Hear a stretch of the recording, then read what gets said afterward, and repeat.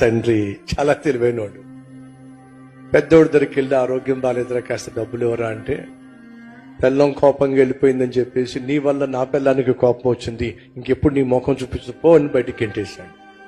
రెండో వాడి దగ్గరికి వచ్చి నాకు మోకాలు నొప్పులు వచ్చినాయిరా కాస్త ట్రీట్మెంట్ చేయించిన డబ్బులు కావాలి అంటే, నాకు ఉన్న ఖర్చులకే నా డబ్బులు సరిపోవట్లేదు, నీ ట్రీట్మెంట్ నేనేం చేస్తాను పో బయటకని గెంటేశాడు. కూతురు దగ్గరకు వచ్చి అమ్మా నాకు ఆరోగ్యం బాగాలేదు తల్లి అని చెప్పంటే, నాన్న ఇప్పుడు నీకు వచ్చిన కష్టం ఏమిటి? ఏం లేదమ్మా, ఈ ట్రీట్మెంట్కి కాస్త డబ్బులు కావాల్సి వస్తుంది, ఏదైనా సహాయం చేస్తావా?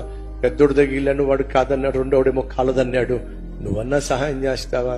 నాన్న నీకు కాకపోతే ఇంకెవరికి సహాయం చేస్తాను. గబ్బగబ్బా వెళ్ళి డబ్బులు తీసుకొచ్చి తన ముందు పెట్టి, ట్రీట్మెంట్ కోసం ఈ డబ్బులు వాడుకోనన్నా, ఇంకేదైనా కావాలంటే చెప్పు నాన్న నేను సర్దు పెడతాను అని అంటే సంచి మొత్తం తీసి ముందు పెట్టాడు. అమ్మా నాకు నిజంగా ఆరోగ్యం బాగో కాదమ్మా, బుద్ధి ఏమిటో తెలుసుకుందాం అని చెప్పి పెద్దోడు దగ్గరికి వెళ్తే గెంటాడు, రెండోడి దగ్గరికి వెళ్తే గెంటాడు. నువ్వేమో ప్రేమతో అంగీకరించి ఆ ట్రీట్మెంట్ డబ్బులు ఇచ్చావు. మా బ్యాంక్ లో చాలా బ్యాలెన్స్ మిగిలిపోయిందమ్మా, ఎప్పుడేమైపోతుందో నాకు తెలియదు కాబట్టి ఈ సంచి నిండా లక్షల రూపాయలు, కోట్ల రూపాయలు తీసుకొచ్చానమ్మా. నన్ను నువ్వు అంగీకరించావు కాబట్టి కార్డు కూడా ఉందమ్మా, ఎంత కావాలంత డ్రా చేసుకో.